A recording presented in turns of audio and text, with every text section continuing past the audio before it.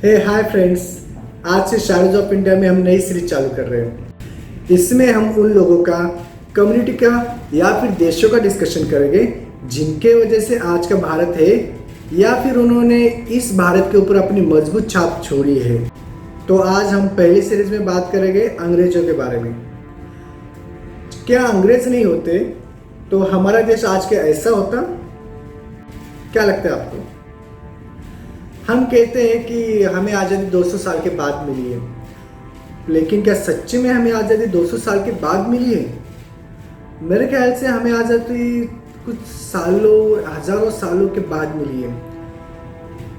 ये काउंट नहीं कर पाएंगे कितने सालों के बाद, लेकिन बहुत सालों के बाद। क्योंकि अगर हम अंग्रेजों के पहले का भारत देखेंगे तो हमें पता चलेगा कि उस टाइम पे भारत अलग अलग राज्यों में बटा हुआ था और इन सब का कोई एक राज्य नहीं था। पूरा भारत कास्ट सिस्टम में डूबा हुआ था। उसमें से सिर्फ ऊपर वाली जाति वालों को जीने का अधिकार था और नीचे वाली जातियों का जीवन तो जीवन था ही नहीं। उस टाइम पे भारत अफगानिस्तान से लेके म्यांमार तक फैला हुआ था। फिर आ गए अंग्रेज जो व्यापारी बन के आए और उन्होंने भारत को देखा, समझा और वो फिर बन गए राज करते।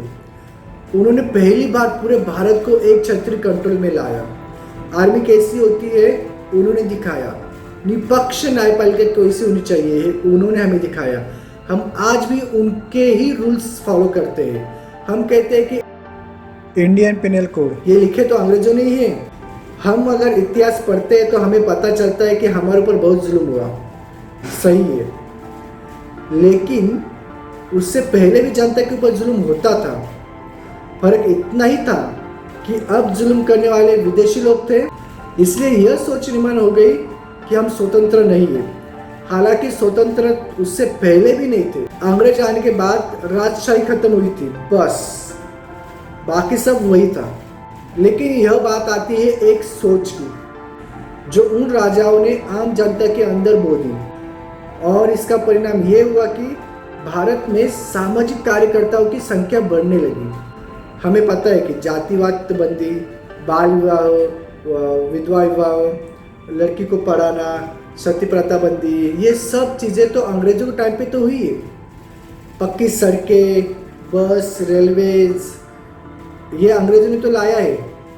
हालांकि उनका ये तो इतना ही था कि उनके व्यापार को गति प्रदान करना, लेकिन भारत में चेंजेस तो हुए। जैसे कि मैंने कहा था कि पहले भारत अफगानिस्तान से लेके ब्रह्मदेश यानी आज के म्यांमार तक फैला हुआ था। फिर अंग्रेजों के टाइम पे पहले अफगानिस्तान 1876 में डिवाइड हुआ, फिर 1904 में नेपाल, फिर 1906 में भूटान, फिर 1907 में तिब्बत, फिर 1935 में श्रीलंका और 1947 में पाकिस्तान और बांग्लादेश अलग हुए। अंग्रेज आने के बाद ही तो भारत में ईसाई धर्म जोर शोर से फैलने फूलने लगा।